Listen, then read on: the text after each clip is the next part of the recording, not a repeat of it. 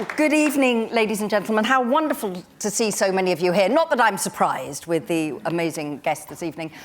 So my name's Kate Mosse. I'm a novelist and a playwright and have the great good fortune to do these pre-show talks. It's a great privilege always to interview Sir Richard Eyre. It's also an enormous privilege to be here right at the beginning to talk about a brand new play. So, Richard Eyre, there's no point reading a CV because you are just brilliant across all things, as we know. So, but television and film and opera and writing and almost everything, you are a Renaissance man. But this is the most extraordinary piece. I saw it last night, and it's a brand new piece of work inspired by something real that happened. So can you just say a little bit about the play without giving anything away and how you and Nicholas Wright decided to do this play here for us? Yes. Good. I have been... Nick Wright and I have been friends for about 50 years, certainly since the 60s when Nick was at the Royal Court and for a while ran the Royal Court, was director of the Royal Court with a director called Robert Kidd. And then when I became director of the National Theatre, Nick was the associate on whom I depended most. And I put on a play of his then called Mrs. Klein, a wonderful play about the child psychiatrist. Mrs. Klein was a great success and was transferred to a theatre in New York, a new production. In the production in New York, playing Mrs. Klein was Uta Hagen. So you could say that in some way, indirectly, I was responsible for the genesis of this play in that I put on Nick's Mrs. Klein. When I left the National, Nick always told me what he was writing, but very, very succinctly, I was driving to what I now know is called Chai. But Yes. I always thought it was Chi. Anyway, Chai. That's altogether different. Okay, Chai. Driving to Chai, we were driving to see a production in this theatre of Pal Joey. And Nick said, I said, what are you writing? He said, I'm writing this play about Van Gogh in Brixton, actually down the road from where you used to live. I said, oh, that's interesting. Anyway, 6 months later or so, Nick sent me the play, which was called Vincent in Brixton, and I did the play at the National Theatre. We had the most wonderful time with a great cast. Fledgling 17-year-old called Emily Blunt was playing the maid. That also went to New York. So since then, I have done 3 more plays of Nick, a play called The Reporter, a play called The Last of the Duchess, and this play. And in a similar way, Nick said to me, oh, I'm writing, what are you writing? He said, I'm writing a play about Paul Robeson and Uta Hagen. And I had seen Uta Hagen in Who's Afraid of Virginia Woolf in 1962 or 3, and was completely thunderstruck. I was capsized by her performance. It was more or less then, well, certainly then, and more or less now, the best performance I'd ever seen in a theatre. So these strange kind of conduits of coincidence come together. Paul Robeson I knew of. The thing about Nick and I is we're both quite old. And I used to say I can no longer use the joke that one of the reasons I like working at Chichester is that I'm the youngest person in the audience. Because Cheeky. Manifestly I'm not, and nor is Nick. And one of the delights of working with Nick is that we share a lot of common references. This is a play that is, in some sense, about theatre. But theatre is the sort of template on which a lot of ideas are explored, ideas about jealousy, about revenge, about subjects which are dealt with in or emerge in Othello, about racism, about sexual identity values of women, sexual values in society and in relationships. So all these things boil up, and Nick Wright's extraordinarily distilled dialogue. Very, very few stage directions. And one of the delights of working on the play is that you don't get pushed around by the writer. I dislike writers like Shaw, who are afraid of allowing a single line to escape from their pen without the qualifying stage direction. And a page and a half of description. A page and a half of description, but we were talking earlier about your play, which we're not allowed to talk about, obviously, but you were saying when you started writing it, the temptation was to describe every line with an instruction to the actor or the director. I love having a plain page which you just mine the page and you discover meanings within the dialogue without being pushed by the writer. And only occasionally will I say to Nick, what is it that you meant by this line, in order to because sometimes the writer has the emotion, but the word that any of us might choose is slightly off from the emotion you wanted. So, but with this, so it is set and inspired by the real Broadway success of Othello, with Robeson and Uta and Joe and Peggy. An English director who, as she tells you in the play, was born, coincidentally, born in the US, a director called Margaret Webster, who was a distinguished Anglo-American director, and she presented this production of Othello and directed the production of Othello.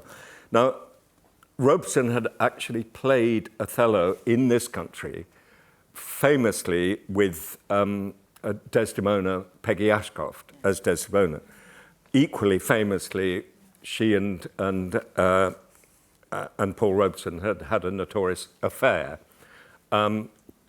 And Paul Robeson's wife had discovered about the affair by finding a letter from Peggy Ashcroft in her dressing gown, in his dressing gown.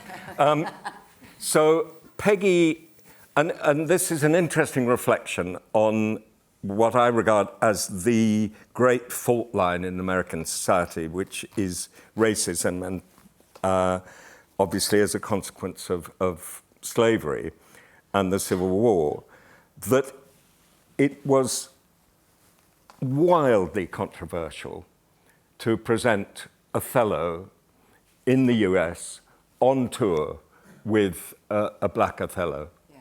And even though he was a star. I mean, even though he was a star, he had been in movies, he was famous, a famous recording star. His signature song was Old Man River from Showboat, with not with the original lyrics, which are astonishingly crude and unambiguously patronizing. No, he was very, very well known, but as a singer and an activist, a sort of activist before the word was coined. So he was in the 40s, whereas you think of the great civil rights battles being in the late 50s and 60s, he was actually having those public meetings in the 40s. This play starts in 1944. And I can remember Paul Robeson as a child. I was born in 1943. So I can remember as a 10 or 12-year-old in the 50s, seeing Robeson's face in the paper and identifying him as I mean, I wouldn't have called it civil rights leader, but somebody who was in the news, and in the news because he was fighting for the rights of people of colour. So with the play, the sort of premise of the play, and you and Nick have discussed it, but he's very honest, and he says this is a theatrical representation of, it isn't a piece of history, it's inspired by the real history. So there's only 4 actors. When you get a brand new script that is, I mean, it's so beautiful, what we will see, what everybody will see this evening. But when you first read a script that nobody else has seen, just him and then you, how do you react to what you might want to change or amend or ask, or how does that process between you and he work? Because it's a very rare working relationship. I think I respond viscerally to scripts, and I think reading play scripts is quite hard. And I think it's the analogy of reading a musical score is an accurate one. And if you just, I think if I handed most people were to read Nick's play script without being nudged in certain directions, they would find it quite difficult, precisely because, to my delight, he doesn't have, as I said, doesn't put a lot of stage directions in.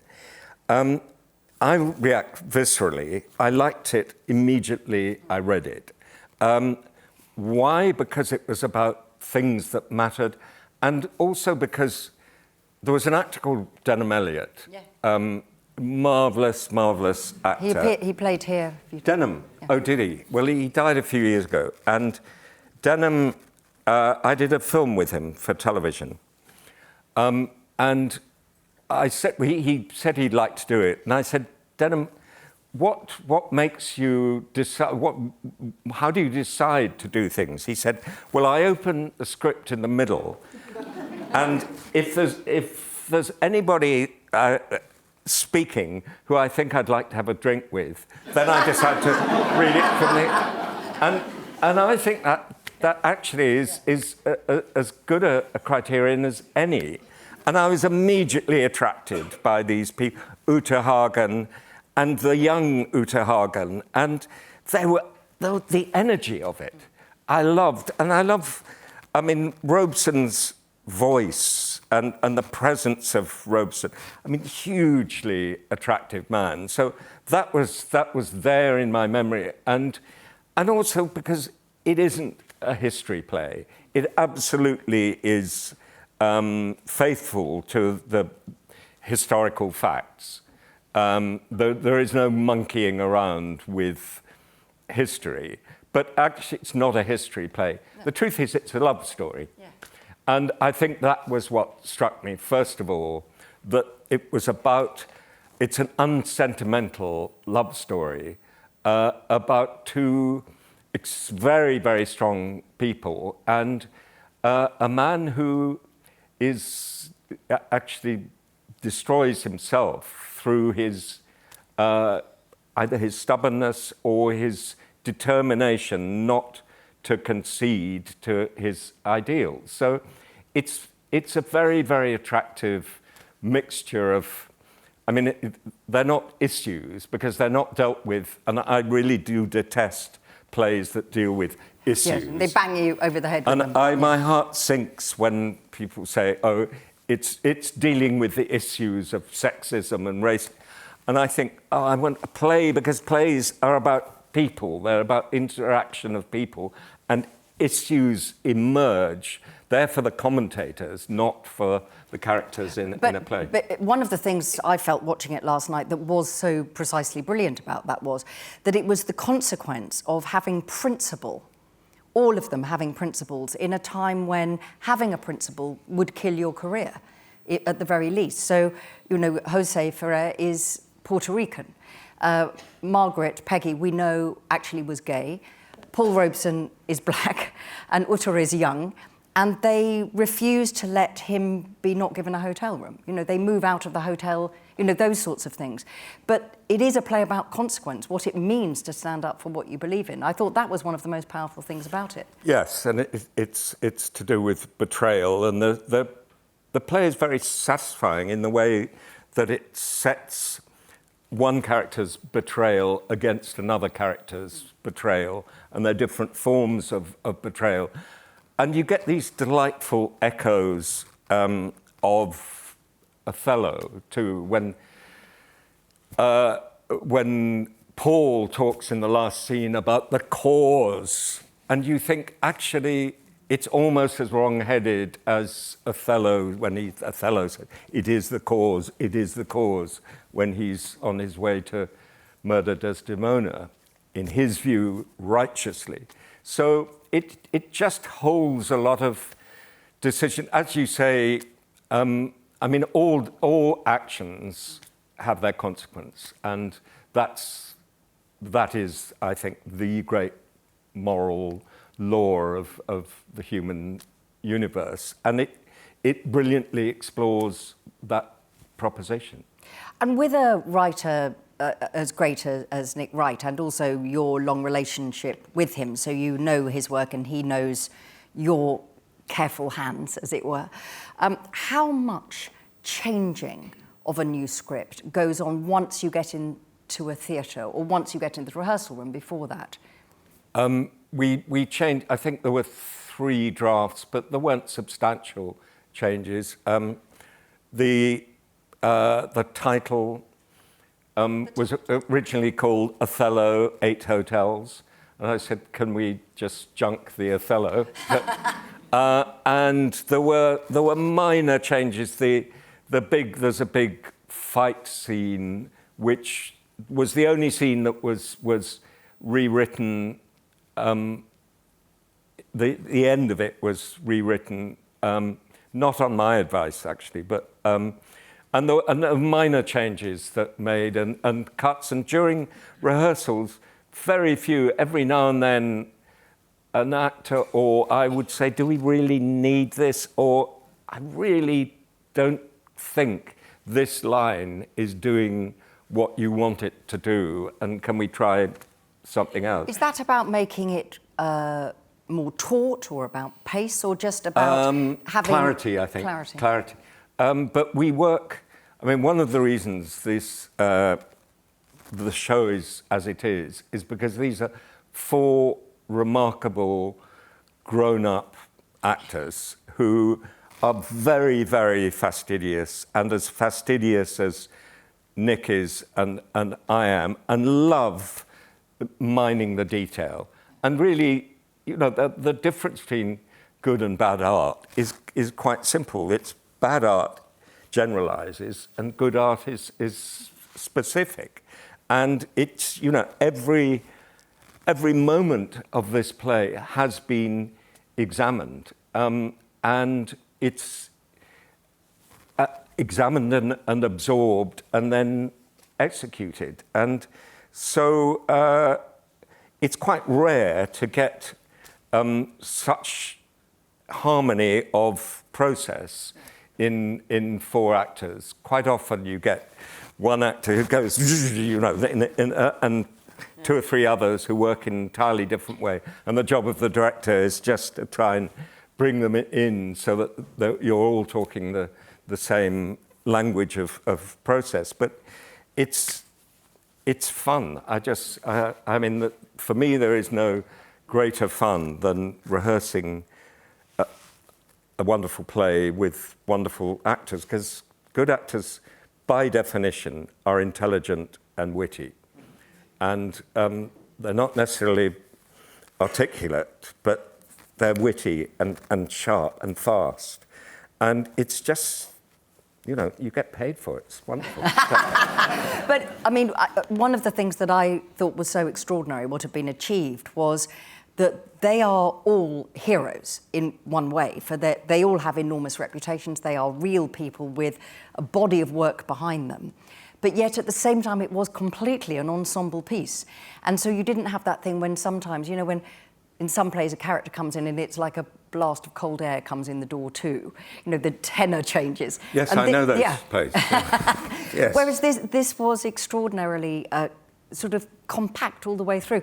And can you just say a little bit, without spoiling, I don't want to spoil any... we're not going to sit on the bed. We're going to stay on our chairs. Right. Although the bed is really hard, ladies and gents. There are some beautiful pieces of design, which I'm not going to spoil for those of you who have not yet seen it.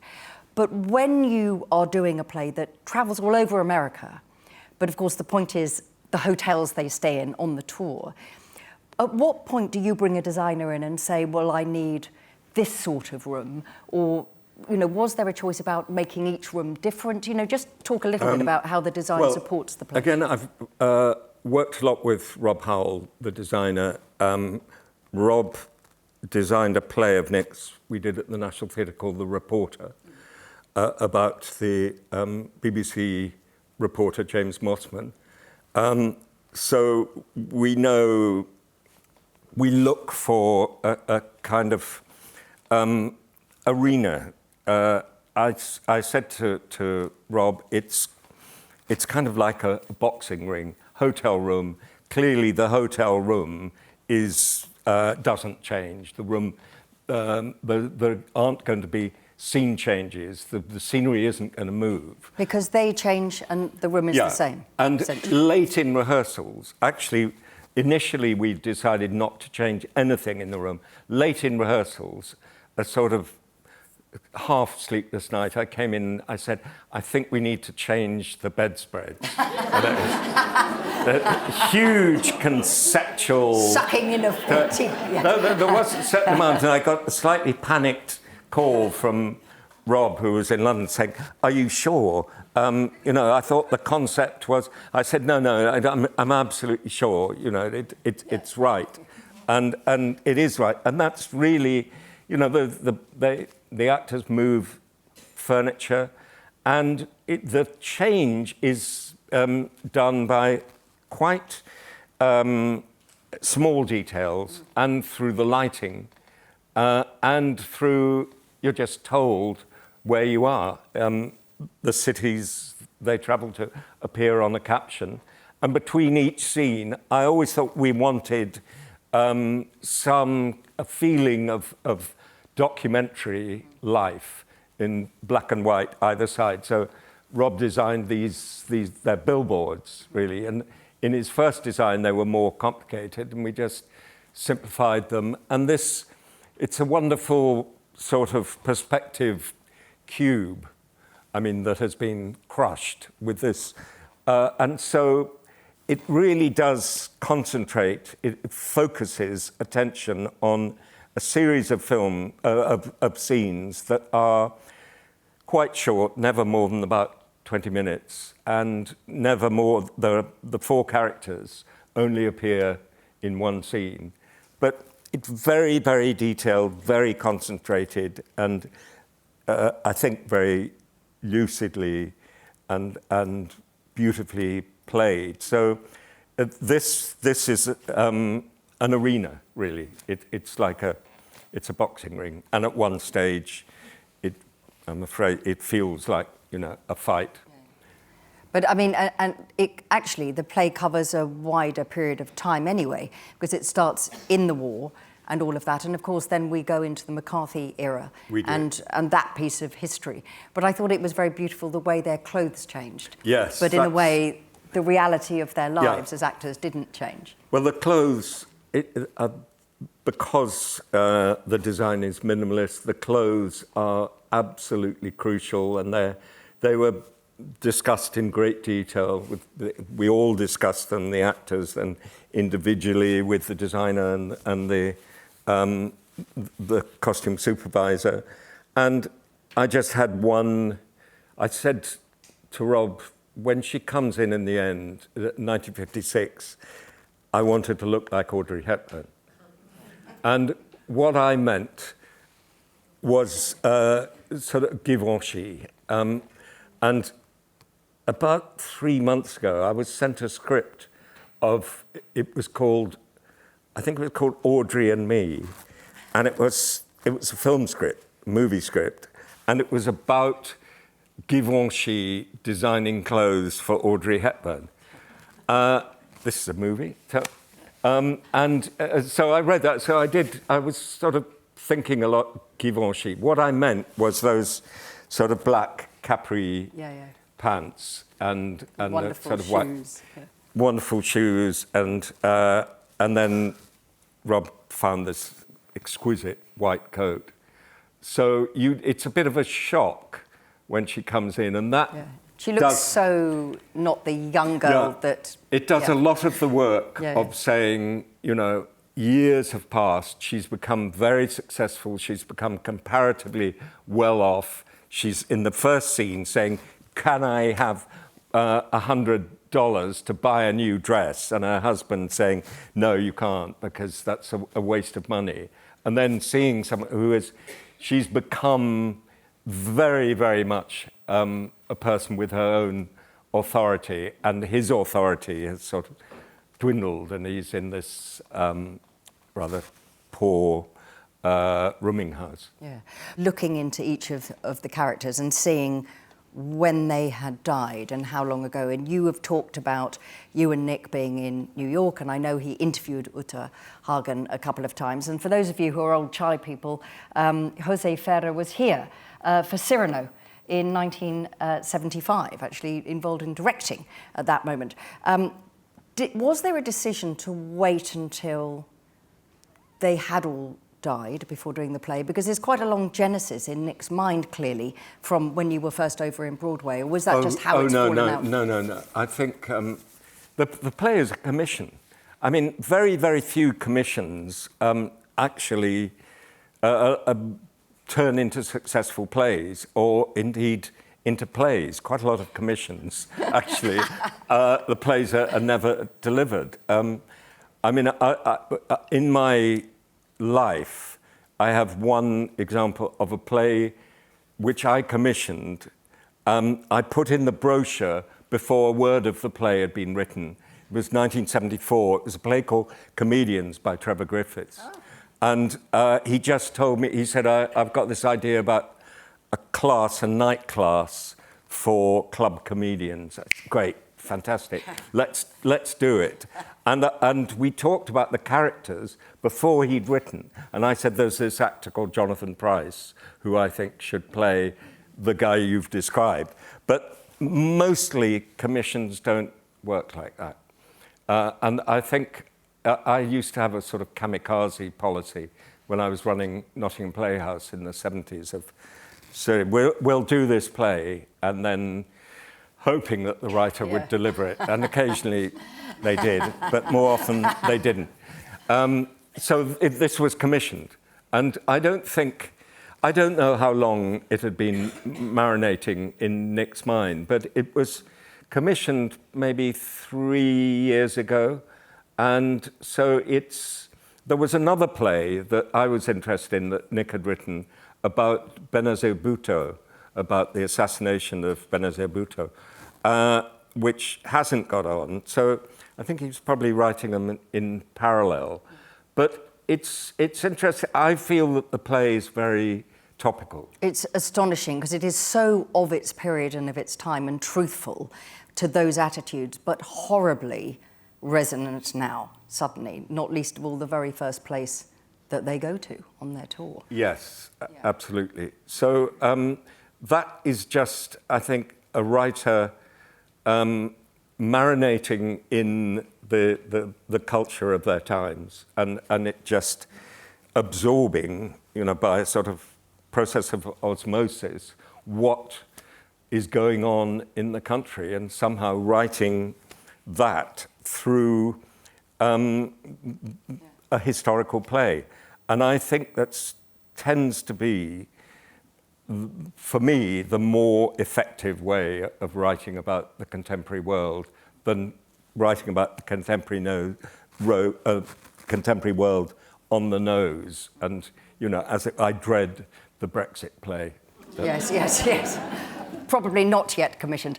But for now, it's always such a pleasure to talk to you, and it is such a privilege, I think, for all of us to be not just at the first performance of a play, but this is a world premiere, the first one, part of the 29 season here. And those things don't come around so very often. So, ladies and gentlemen, Sir Richard Eyre.